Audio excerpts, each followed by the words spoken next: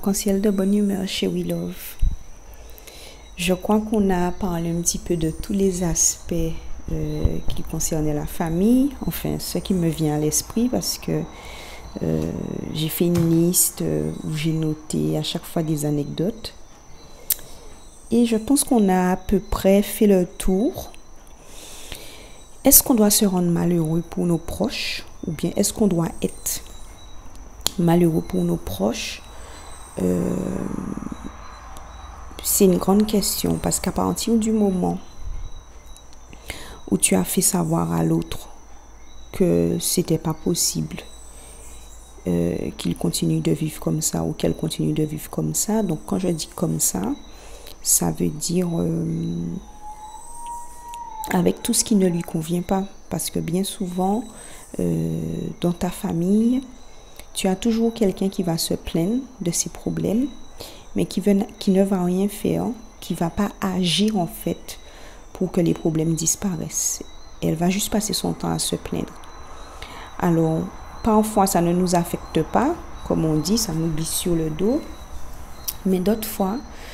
ça peut nous affecter, on y pense, on y réfléchit, ça peut même parfois te couper l'appétit, mais ce que tu dois retenir chez We Love, c'est que tu n'es pas à l'origine du problème que la personne rencontre, et même si tu étais à l'origine de son problème, c'est à toi de faire ta part pour arranger comme tu peux le tort que tu as causé.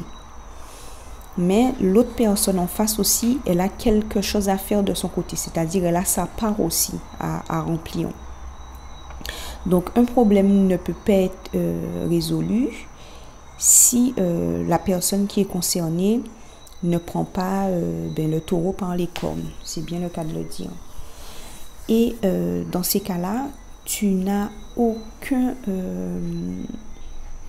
raison, de te laisser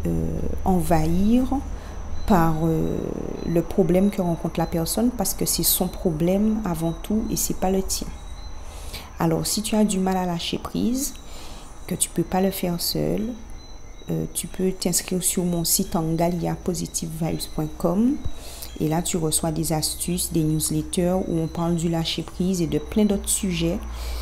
concernant la tradition ancestrale.